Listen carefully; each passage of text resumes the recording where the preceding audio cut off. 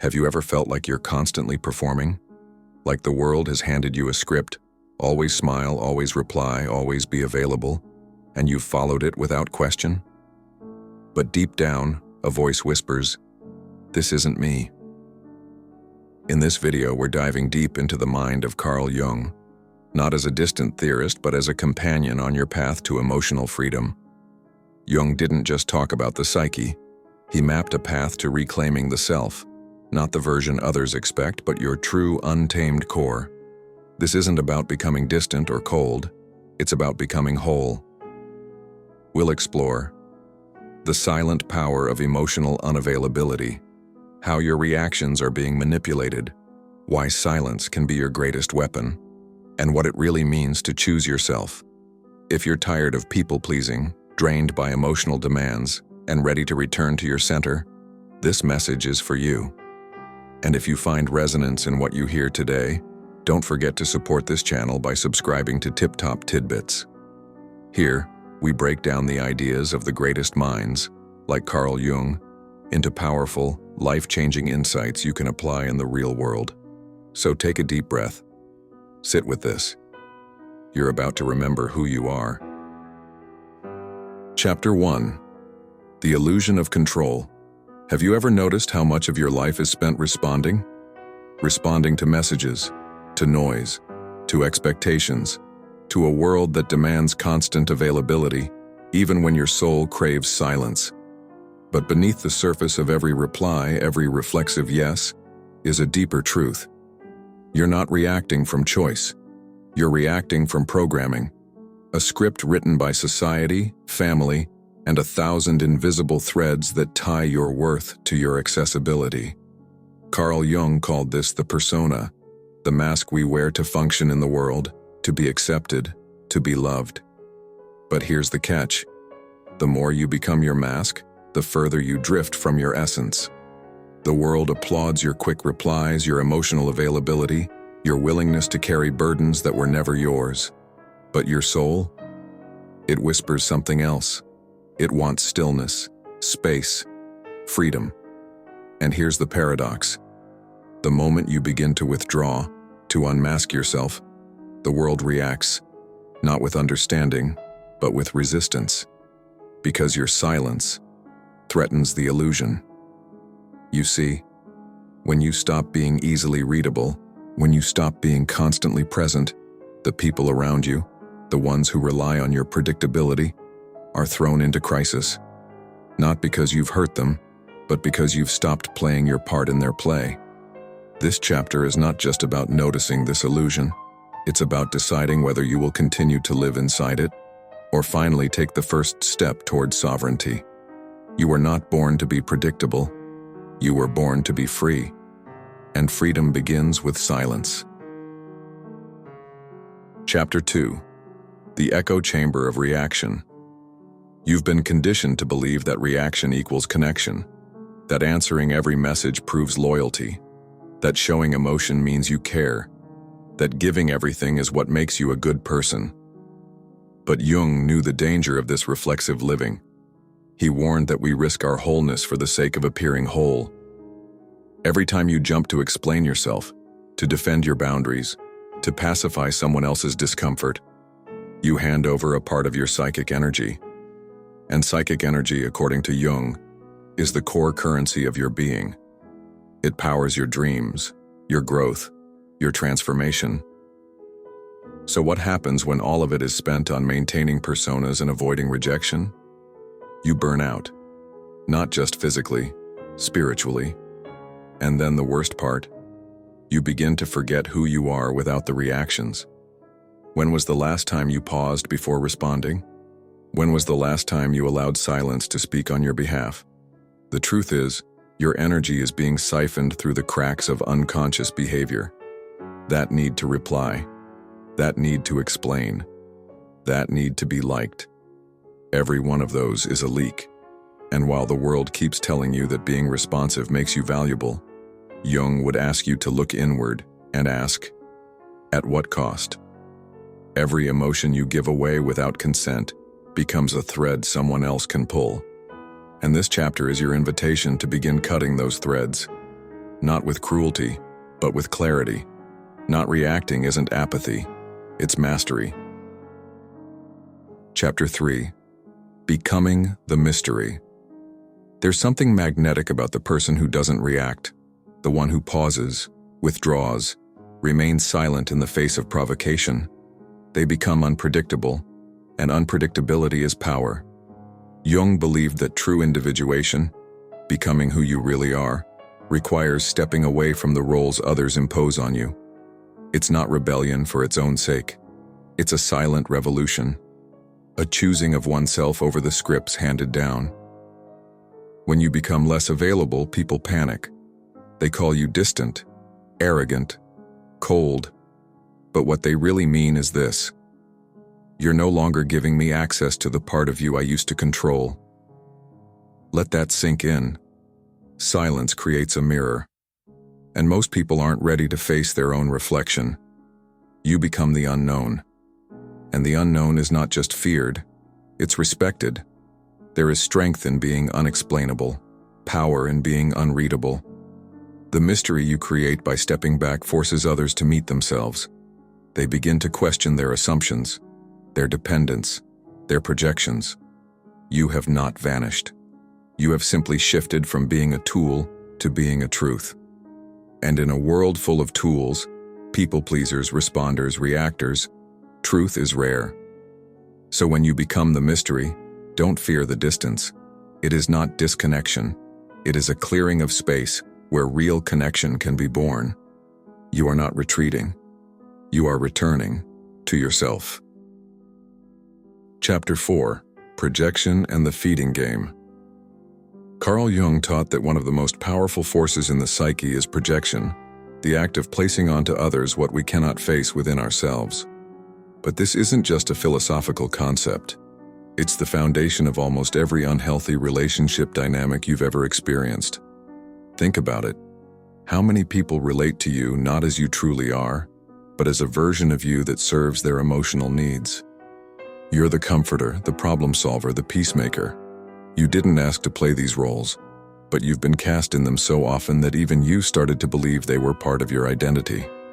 That's not connection. That's consumption. Jung believed that people often feed on others energetically without even knowing it. These people are not evil, but they are unconscious. They're not engaging with your authentic self. They're engaging with a projection, a role, a mask, a function. The friend who only calls when they're in crisis. The partner who loves your support but resents your boundaries. The colleague who depends on you to hold the emotional weight of the team. They don't necessarily value you. They value what you provide. And as long as you're willing to keep providing, emotionally, psychologically, spiritually, they will never stop feeding. Because they don't have to. Now, here's the painful truth. Most of us allow it. Not because we're weak, but because we fear what will happen if we stop. What will they say if I set a boundary? What if they think I don't care? What if I lose them? But the real question is this: what are you losing by constantly giving yourself away? When you stop feeding others with your reactions, your validation, your energy, something radical happens. The projection collapses, the illusion breaks, and suddenly people are forced to see you not as a tool, but as a person, a sovereign person with limits, with depth, with the audacity to say, no more. And here's where it gets interesting. Some people will walk away, not because you hurt them, but because without your energy they no longer feel powerful. Others will lash out, accuse you of changing, of being selfish. That's not a reflection of you. That's their discomfort speaking. Your withdrawal is not cruelty, it is clarity. It is the quiet rebellion against a lifetime of unconscious servitude. When you recognize projection for what it is, a mask others place on you, you begin to reclaim your face, your truth, your time. You stop being a mirror and you become a window, one they can no longer control, only observe. And in that moment, you are no longer the food. You are the fire. Chapter 5. The Sacred Boundary of Silence. There is a kind of silence that feels like punishment. The awkward pause, the heavy distance, the absence of words where you wish there were closure. But there is another kind of silence, a deeper one, a sacred one. It's the silence that emerges when you no longer need to justify your existence. When you've stepped away from the noise, not because you've given up, but because you've finally chosen yourself. Carl Jung saw silence not as emptiness, but as a space of profound transformation. In silence, he believed, the psyche reorganizes itself. The noise of the world fades, and something ancient and real begins to speak. You. Not the version of you shaped by others' desires. Not the version always on call, always explaining, always available. But the you that exists beneath the masks. The you that waits in the quiet. You've been taught that to be good is to be responsive. That to be kind is to be accessible. That to love is to always say yes. But here's the truth that will shatter that illusion. Silence is not neglect. It's discernment. It's the art of knowing when your energy is sacred and must not be spent on the unworthy. Because every time you speak when you don't want to, every time you smile when your heart is heavy, every time you stay in a conversation that drains you, you are betraying yourself. And betrayal of the self is the most painful kind of abandonment. Jung believed that individuation, the journey to becoming whole, demands a withdrawal. Not a bitter retreat, but a conscious one. A holy separation from the chaos of others so that you can finally hear the signal beneath the static. When you embrace sacred silence, you will notice something strange. People will start to panic. They will try harder to provoke you, to get a response, to pull you back into the role they once assigned you. Why? Because your silence forces them to face themselves. And for many, that is unbearable. They will say, "You've changed." They will say, "You're being cold." They will say, "You're not the same." And they're right. You're not the same.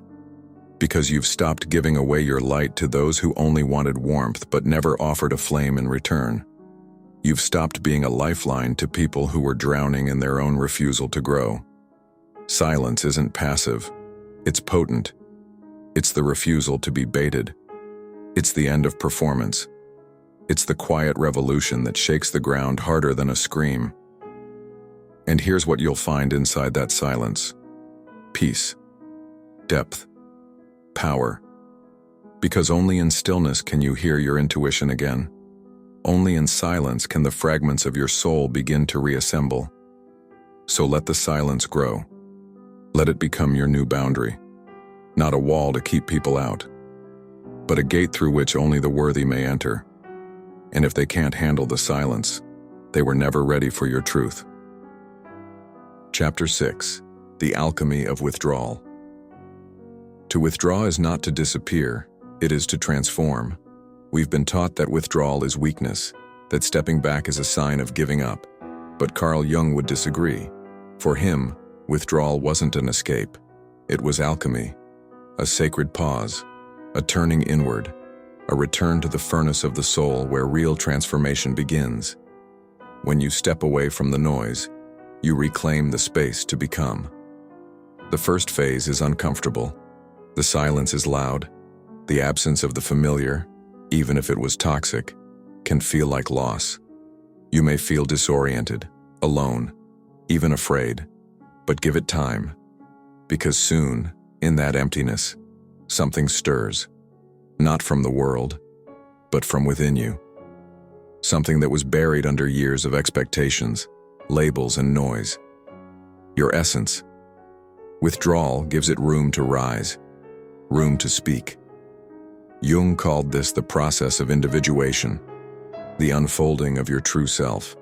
Not the self shaped by roles or reinforced by validation, but the self that existed before the world told you who you had to be. It's a painful shedding, but pain is the price of authenticity. There's a reason the caterpillar disappears into the cocoon. Transformation demands solitude. Isolation is not exile, it is preparation. The old must dissolve for the new to emerge. And in that quiet cocoon, you begin to hear your real voice again. The one that says, "I'm not here to fix everything. I don't need to respond to every call. I do not owe my soul to those who don't value it. You begin to breathe differently. You begin to choose instead of react. You begin to feel your energy returning to you, piece by piece, breath by breath. People will notice. They'll say you're distant, that you've changed, and they'll be right. Because you've stopped performing. You've stopped over-functioning. You've stopped bleeding for people who never offered a bandage. You have stepped into a new stage of existence, one where your energy is guarded like gold, your time treated like treasure, and your presence offered like a gift, not a given. This is the alchemy Jung spoke of, the shift from being ruled by the external to being governed by your inner truth. You begin to align, not with the expectations of others, but with your own inner compass. Your withdrawal is not absence, it is refinement. It is the melting down of the false so the essential can emerge. And what emerges is not fragile, not desperate, but whole. You are no longer trying to fit into molds. You're breaking them. You're no longer chasing after belonging. You've found it, within. Let the world misunderstand this part of your journey. Let them call it loneliness. Let them name it detachment. You know the truth. This is healing. This is becoming. This is alchemy. Chapter 7. The loneliness of the whole. There is a particular kind of loneliness that arises not from abandonment, but from awakening. It is not the emptiness of being forgotten. It is the stillness of being free. When you walk the path of individuation, the path of choosing your truth over acceptance, your energy over validation, you will lose people. You will outgrow environments. You will become foreign to those who once felt close. And it will hurt, not because you did something wrong, but because you finally did something right. Carl Jung understood this well. He spoke often about how the process of becoming whole requires separating from the collective, from the opinions and projections of the world, and entering a space where the only voice left is your own. At first, that voice is faint. You question it. You may even want to go back to the noise, the roles, the masks. Because at least there, you belonged. But belonging built on self-abandonment is not belonging. It's a cage. The loneliness of the whole is different. It's not a void. It's a clearing. You begin to see life not as a series of performances, but as an unfolding of inner truth. You no longer chase conversations that exhaust you. You no longer beg to be seen. You no longer shapeshift to be loved. You simply are. And that being, raw, unfiltered, sovereign, will make you incompatible with many people's expectations. Some will say you've become distant. Some will stop reaching out. Others will lash out, hurt that you no longer fit inside the box they had for you. But the more you step into your wholeness, the more you'll realize this. They never loved you. They loved the version of you that served them. Now that you're no longer performing, the show is over. And it's okay, because the loneliness that follows is not a punishment. It's a transition. From being part of the crowd to becoming part of yourself. You will learn to enjoy your own company, to savor your mornings without chaos, to rest without guilt, to say no without fear. You'll begin to attract differently too, not from need, but from resonance. People who meet you in your silence, who see you without projection, who value your presence not because it fixes them, but because it reflects their own freedom. This is not the loneliness of the broken. It is the solitude of the sovereign. And it is here, in this sacred space of aloneness, that something extraordinary happens. You stop needing to be understood. You stop fearing being rejected. You no longer chase love because you've become it. Wholeness is not loud. It does not beg. It does not perform. It simply is. And in a world that thrives on noise, your silence becomes magnetic. Your absence becomes sacred. Your peace becomes a boundary too high for the inauthentic to climb. This is the final truth Jung pointed us toward. The more whole you become, the fewer people can walk beside you. But those who do will not drain you. They will not need you to be anything other than exactly who you are. And that is the quiet, powerful reward of choosing the self. You may be alone, but you will never again be lost. The return to self. If you've made it here, it means something within you is ready. Ready to step off the stage. Ready to remove the mask. Ready to stop living according to who the world expects you to be, and start becoming who you truly are. This is not the end of your journey. It's the beginning of your return. Back to your center. Back to your intuition. Back to your truth. The world may never understand your silence. It may resist your boundaries. It may question your transformation. But you don't need to be understood to be at peace. You need only to be aligned. As Jung taught, individuation is the highest calling of the soul, and that journey is never linear. It will challenge your comfort, unravel your past, and invite you into a deeper kind of solitude, the kind that liberates rather than confines. If this message resonated with you, honor that. Sit with it, revisit it, and most importantly, act on it. Say no when your spirit whispers no. Speak only when your words come from truth. Withdraw when your peace is at stake. Protect your energy. Not because you are hard, but because you are sacred.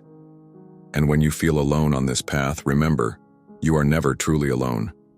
There is a quiet revolution happening among people like you, choosing wholeness over performance, self-respect over validation, sovereignty over noise.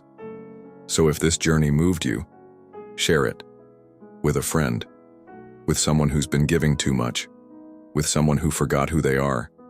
And above all, don't forget to subscribe to Tiptop Tidbits, because here, we keep these conversations alive. Conversations that matter, that wake us up, that reconnect us with our power. You've done something courageous by coming this far. Now go further. Become, not louder, not busier, not better, but truer.